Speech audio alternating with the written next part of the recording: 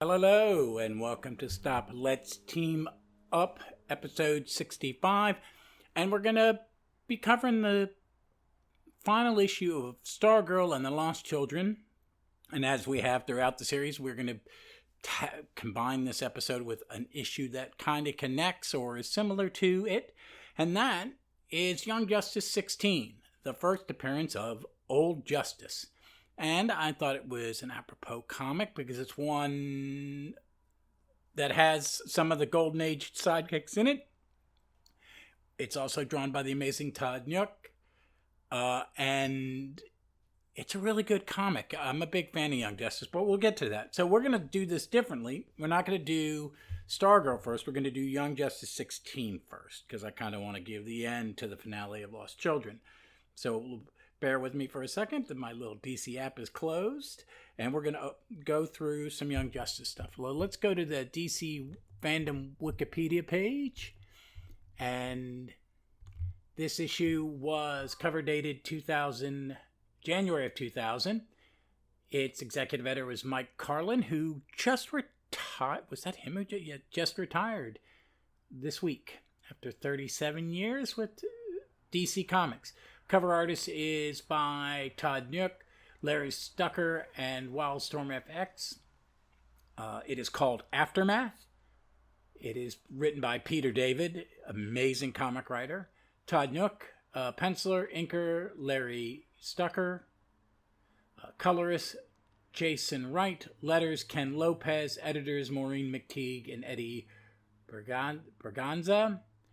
And the synopsis for this issue is Con and Cassie take Sissy to the mall in an effort to cheer her up after she nearly killed the man who murdered her friend and psychologist.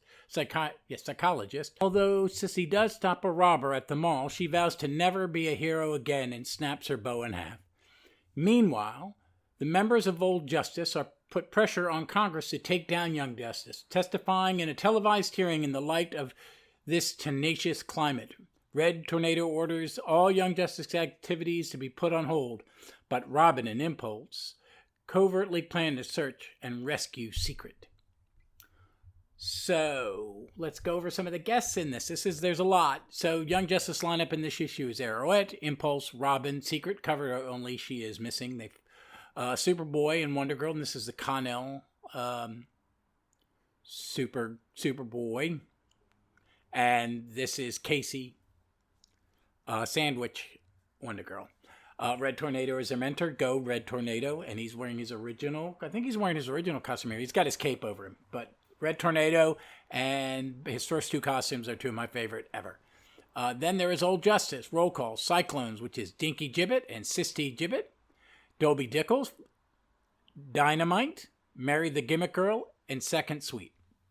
So I want to kind of touch on each of these guys individually. So let us start with the Cyclones. They are the sidekicks to the original Red Tornado, Ma Hunkel. They were created by Sheldon Meyer. Their first appearance was American Comics 24. Their secret identities. The Cyclone Kids are Huey, Dinky Gibbet, and Amelia Sisty Hunkel. They joined Amelia's mother, Ma Hunkel, as their sidekicks and help fight crime in their neighborhood. So this is great. They dressed. I don't know how to describe their costumes other than it's like medieval jesters or something. It's kind of odd. I will be sharing some images on the interwebs when I post this. All right. Next is Dobie Dickles, who was the sidekick of the original Green Lantern, Alan Scott. His first appearance was All-American Comics 27 from June 1941. He was created by Bill Finger and Mart Nodell. He's in a lot of stuff I've read. I've always kind of liked him. He's a neat kind of sidekick. I like it when they put him in, was it Brave and the Bold? I think it's in Brave and the Bold. Maybe it's a Justice League Unlimited. I don't know. But he's a great character, and he has adventures, and he has survived all these years because, one, he married a princess in outer space. All right, so then there's Dynamite, or Dan the Dynamite, who was a sidekick to TNT. He was a member of the Young All-Stars. He plays a prominent part in Lost Children. He's created by Paul Norris. And he was just sidekick to TNT. I only know him from Young All Stars. I've seen one or two Golden Age stories of his, and this story, him being in Young Justice, and now he plays such a prominent role. And I like him. I liked him in Young All Stars. I think Young All Stars was a good comic. First half is really good. The second half is, I don't know. I got to go back and reread it. I sold all my stuff, all those this week, or the last couple of weeks, my All Stars in Infinity to make room, and some to pay for some beautiful omnis that have come out and some that are coming out. But it's on the app, so check it out. The first arc is really good. I mean, the first 12 issues are really good. Now let's go to Mary the Gimmick Girl. Mary the Gimmick Girl is the adopted sister of Sylvester Pemberton, and she was his sidekick for a short period of time when Stripesy was out with a broken leg. So her first appearance was in Star Spangled Comics 81, 1948. She was created by Otto Binder and Win Mortimer. And as I said, she was the adopted sister of Sylvester. She was a sidekick. In adulthood, she married Henry King, not knowing he was Brainwave.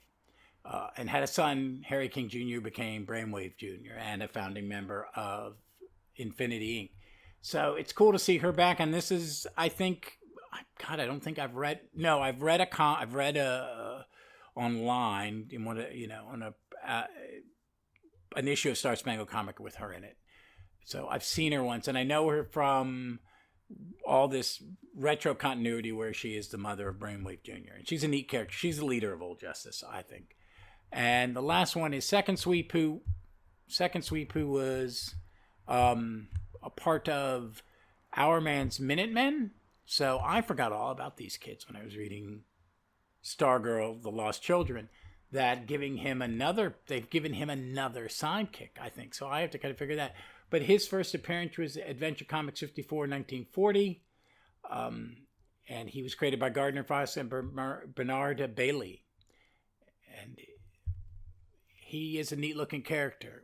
He wears a black and white striped turtleneck sweater and a checkered cap, like very 1940 styles. But it's really interesting. When he was a kid, the turtleneck went up over his face. It was very much the cartoon sidekick kind of look. So the antagonists are the senator and some other bad guys. And then flashbacks, we see everybody who is kind of interconnected to the story. So let's just talk about the cover here. It is very much in the homage to the first Justice League International issue with the Kevin McGuire, everybody looking up. And it's got all the Young Justice characters, all the Old Justice characters, and Red Tornado is hidden behind the logo. It's a really great cover. So about this issue, I didn't read Young Justice until right before when all the adults were turned into kids and kids were turned into the adults were turned into kids and the kids were turned into adults. And I loved it so much that I went back and I got most of the early issues and I read them all, and they were great. It's when I fell in love with Todd Nauck as an artist. It cements that Peter David is one of the greatest comic writers of all time. And I have to say that. I've never read anything of his that wasn't exceptional. When he writes a kid's book, he writes it for kids, but it's still entertaining to an adult. And Young Justice is one of those. It is an incredibly good book. I cannot speak highly of it, any more highly of it than I do, because it's just amazing. It starts with, I've forgotten what issue 15 was about, but it's definitely the splash page of this comic is follow-up to that. Sissy's in really bad shape. Cassie's concerned about her.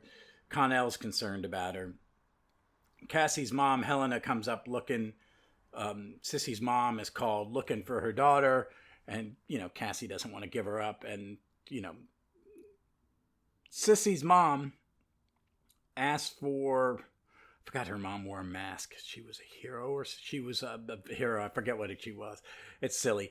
But so Connell hides her by floating because Sissy's mom says, "Look under the bed," and Helena's like, "I don't trust Cassie." But it's very much teenage sitcom TV trope kind of relationship. Very much the Buffy model. Moms don't know what their hero daughters do, and it's just well executed. It is well executed. This is an incredibly good series. I can sing its praise always. Then we cut to their version of Senator Kelly. This is very much like the X-Men and their problems with Congress, and I could see Congress back when this book was written 23 years ago.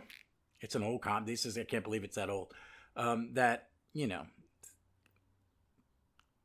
Well, vigilantism is probably a bad thing. So maybe it isn't a bad thing that they get little kids running around fighting crime.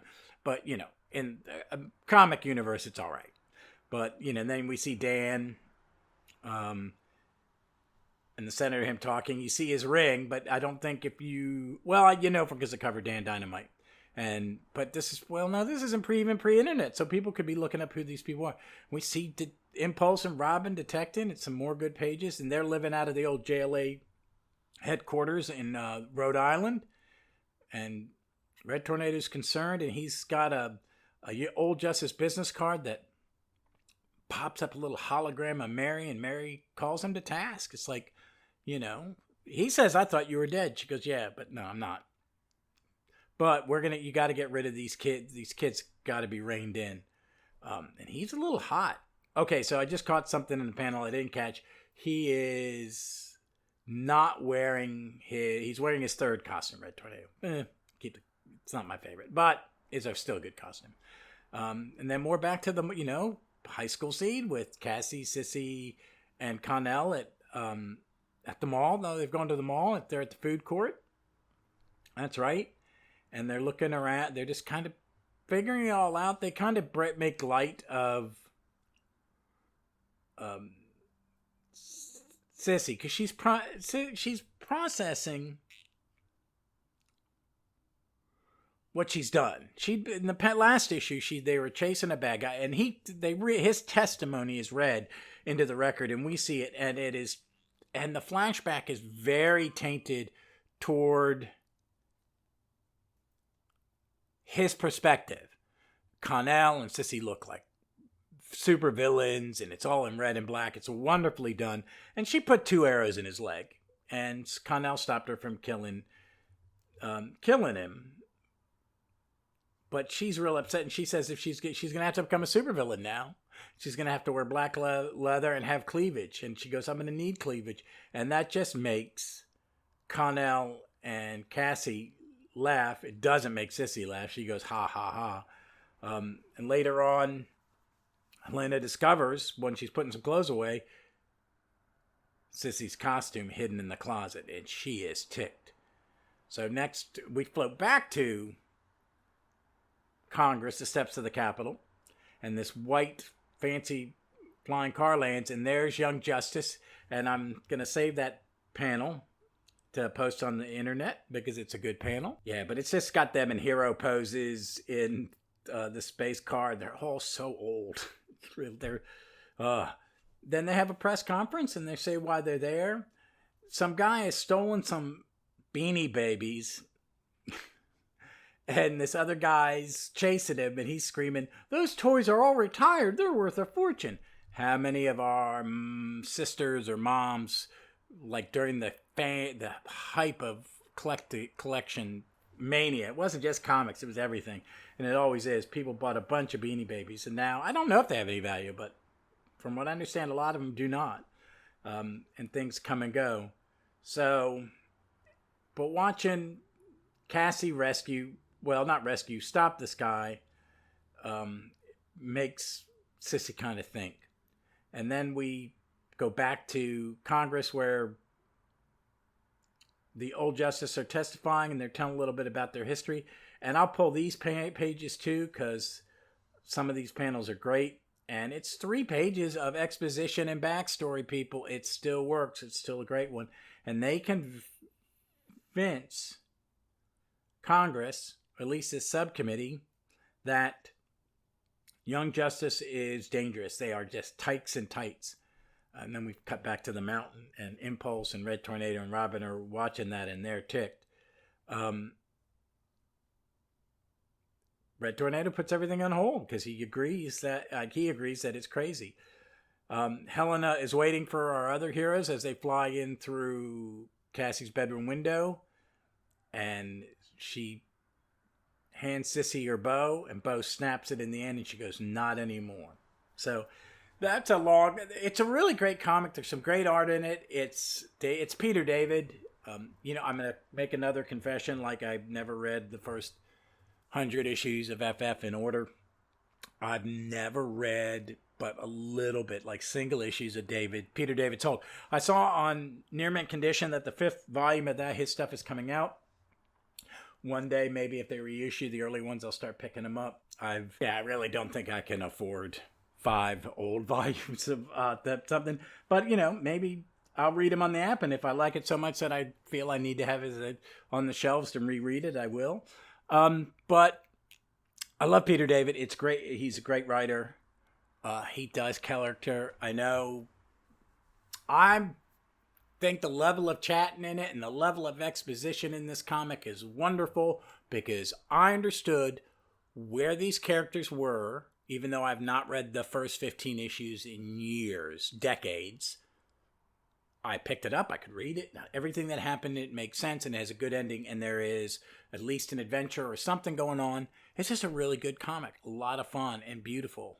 Just so beautifully drawn. I love Todd Nauck's style. I think it is perfect for these kids' books. I think it just has a spark and an energy, and it's just so good. So good. And I do recommend you go back. If you have the app, it's all in there. Read all the Young Justice you can find. It's worth a read. Now on to the star of the show, as it would seem. Well, the comic that started this whole thing, Stargirl and the Lost Children, number 6. All right, this comic was released on May 9th, 2023. It has taken me a while to get to this episode because I wanted the perfect tie-in to it, and it took me a while to think of it. So this has got the creative team of Geoff Johns, writer, Todd Nauck,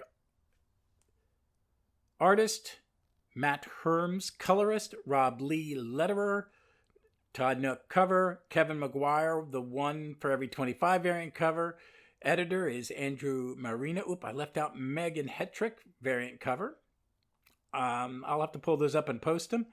So again, Andrew Marino editor, Katie Kubert senior editor, Stargirl created by the Geoff Johns and the late Lee Mulder.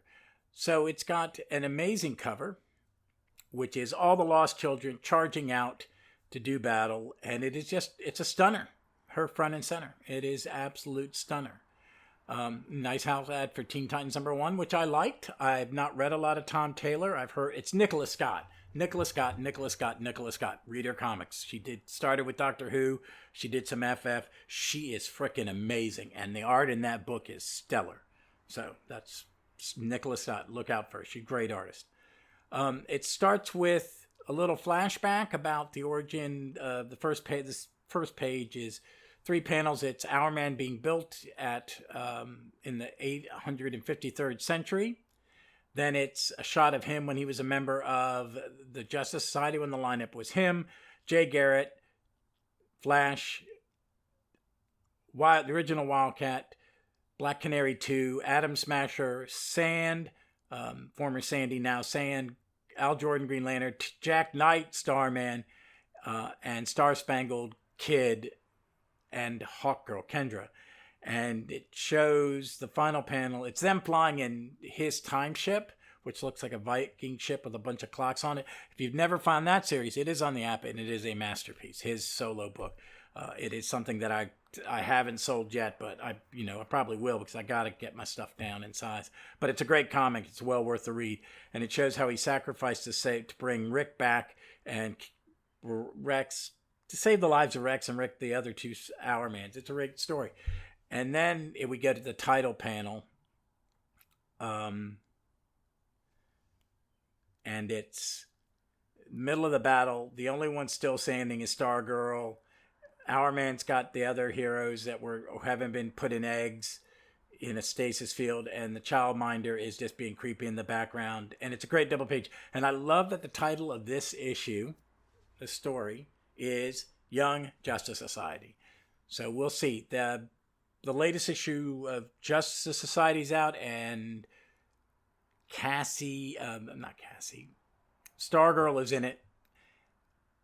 So, and I know that these characters are going to appear, the Young Justice Society is going to appear later in Justice Society. So I'm excited. But then it goes on, and you find out that he's taking control, and this is all his plan. And he says this, my journey to this point is irrelevant to the current situation, Courtney. I have been forgotten alongside them. The Boom, Jay's daughter. Cherry Bomb, Human Bomb's sidekick. John Henry Jr. Ladybug, the Red Bee's sidekick. Salem the Witch Girl, Dr. Fate's sidekick. Betsy Ross and Molly Pitcher, Miss America, not Miss America. I'm blanking on their boss, but I can't remember. And Quiz Kid, who the Hourman one I talked about earlier, his sidekick. They're all entrapped in him. And Courtney's like going, you haven't been forgotten. You're lost, probably because someone did something to you. But I can help. I can help you fight it. And that's when Childminder goes, put her in stasis like the others, Hourman, and give me what I was promised. I want time. I want my youth back. I take this child and be done with this. Forget now, Stargirl. And she tries to blow this forgetting dust in her fast. And all she does for her troubles is get a blaster right in her face from the Star Blast. And then we see her face, and she is just a withered old crow. She's part bird. It's really, and I get this. And then she goes, now you will end up like me, old and alone. And I think everybody has that fear. You know, I was in my 50s. I'll share something. I was in my mid to late 50s. I was in my mid 50s when I met my wife. Literally the day before I met her, I really was thinking, I'm on this damn dating app. I'm going to give it one last go, and then I'm done. And I'll just come to the grips that I am a single man, and I will be that way the rest of my life. And I have a family. I have my brothers and sisters, and my niece and nephew are all in their 30s and 40s now, most of them, except the younger ones. And I'm just going to be alone. And it scared the shit out of me. So I really that kind of struck a nerve with me that, and this is about, I don't know if this is about beauty. I think it's about loneliness. And she thinks it because she's gotten older and uglier. That's why no one wants to be with her. No, you're a psychopath. That's why no one wants to be with you. But I want to see more of her backstory. I don't think they've given us everything. And I think Johns will use her again. And after that, she turns her weapon on Hourman, and he deflects it, and he goes, you want to be paid in time, Childminder? Let me get it for you. Years to turn back the clock. And he starts stealing the time from Courtney, which is pretty messed. And he apologizes. I apologize, Courtney, but my owner demands you pay for what you did to him. And I got the payment right here, robot. And then that's Crockett from the Time Hunters. Well, not Crockett, Corky. And he throws his pet rabbit raccoon at Hourman. He catches Cassie. Cassie's stuck in my Courtney. And she returns to normal state. And so does the Childminder. But all the heroes that were being held in status, the Golden Age Blue Beetle sidekick, I forget, Mr. Pinky, Mr. Scarlet's sidekick, they're all dropped. And then someone says, we're not alone, we have each other. And then all the heroes are freed, and they're staring right there. It's time for the battle. It's another double page spread by Mr. Nauck. It's a brilliant page. I'll be pulling a lot of this. This will probably get 2 or 3 posts on Instagram with as many pictures as I can share without it being too much. And then it's just the next page is another 2-page spreads, and it's basically 3 long panels, and Cassie's leaping through them, leaping across them. 4 drawings of her, and it's showing all the other heroes doing what they're doing, and the same with the next page. And it's this great way to show her in action and show all the other action. It's just beautifully. And then we get to the next page, the third page of the fight, and it's a single page shot. She's confronting Hourman. He blocks her from hitting him in the head with her cosmic staff, and he's holding it, and she's pushing power through it. And at that point, Corky's messing with the time machine. And he finally goes, Courtney, it's my mind. It's too late. And then he says he's here, and Corky goes, who the heck are you? And it's a future version of Corky. And he's all kind of 80s leathered up. And Crockett is one-eyed and dirty and rabid. And he's Corky Baxter, the Time Master. And that was not what I thought it was. I thought Corky, the little kid, was going to be the bad guy. But it's his future self. And Hourman blasts her away. Quiz Kid and the robot dog come up. And Corky's confronting himself. It's pretty good, man. He's like, it can't be you. I mean, me. Who wants to kidnap these kids? I'd never do that. Oh, come on, Corky. What do you think they're going to do when they find out what you're really here, why you're really here? You're not here to rescue them. They're my friends. You know the rules about being a time master. You can't have family or friends. You're going to turn on you anyway. As soon as they find out you were sent here in the first place, stay away from him, Courtney yells. And he tells Stargirl, you would have learned this soon enough. Anyway, but young Corky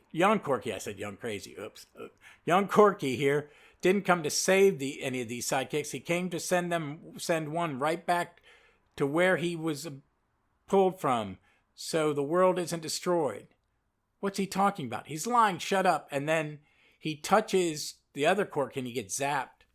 And she just tells the older Corky, I'm not leaving any of them here. And that includes Hourman. And Hourman starts shorting because basically Boom pulls out his brain and she zaps it. Robot Dog, Quiz Kid, and Boom try to figure out what's going on, and they pull out the control chip. All the while, Courtney zaps rabid Crockett in the face. And they're all coming. And Corky's like yelling, I can still help y'all. They're trying to get to the time portal. Childminder gets zapped by some energy from the vortex and gets turned into a big egg. Older Corky confronts Courtney. And I love it. He says this, get back with the others. Golly, I hate you, all of you. So he talks like a 60s comic character. And the Blue Boys go, you hate us? We don't even know who you are, mister. And then Hourman goes, you are the one who reprogrammed me and turned me against my friend. I was prepared for you on the first occasion, Time Master. Now, not so much. I was unprepared, he says. And he gets zapped back through the vortex, and everybody's getting sucked in. And Corky grabs Wing and goes, I'm sorry for this, Wing, but you have to go back to where you came from, or the whole world is going to die. You still need to destroy the Nebula Man. And Courtney screams, Wing, grab it. And Wing grabs the staff. And all the other teens have, Red Arrow's grabbed Courtney, and then it's kind of like everyone's formed this web of bodies trying to save Wing. And pull everybody. We can save him. Don't give up. And then Wing goes, Stargirl, I have to let go. What? No, you can't go back there. I do. I already know. I die saving the world. I had months to think on this island, years maybe, and it's okay. We all have a destiny, and this is mine, to save you all. Wing, she says, thank you for being such a good friend. I'm so grateful that I got a chance to meet you all. And I know I'll never be forgotten. Victory! And then he goes. And then everybody appears. in front of Stargirl's house in Blue Valley. And then we cut to Wing's Memorial, and Green Arrow's there, Shining Knight, Vigilante, the new Crimson Avenger, Stripe. And then she's told she's in trouble, and she's wearing a Crimson Avenger t-shirt, which I love.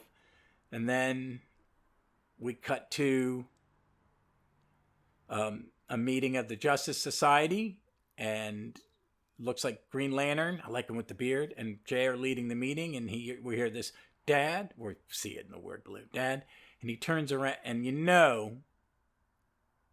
it's his daughter. And then we cut to the last page, and because that's Geoff Johns. I know people hate him. And then we see the blackboard that had all that other writing on it in the time lab at the time after. It just says Young Justice Society. And Rip Hunter comes in and goes, your sister said you were upset. Look, I know I don't say this often, but you did okay. And they have a nice little conversation. That vindictive adult version of yourself that you encountered has already ceased to exist. I made sure of that myself. I lied to them. I sent Wing back to his death. You preserved history and saved the world. I lost my friends. Corky, you don't make friends. We don't make friends. We make enemies because we have to make the hard decisions. This is the life of a Time Master, and you're finally becoming one, really a junior one. So, and then he's just sitting there, and then the bottom says, for more Stargirl and the Young Justice Society, check out Justice Society 6. So I'm looking forward to that. That's 2 issues, because Justice Society 4 just came out. So that was a lot, and I felt very energetic, because I love this comic, and I love this series, and I think it is probably one of the best comics Geoff Johns ever written. I like that it's 6 issues and done. I would like to see more miniseries. I have a feeling of like Green Arrow was supposed to be 6. Now it's going to be more. I think Justice Society is going to be more, and sales. I kind of like that DC has some series that are just ongoing action, Superman, stuff like that, the Batman books. I get that. But I like this idea of doing minis. So do 6.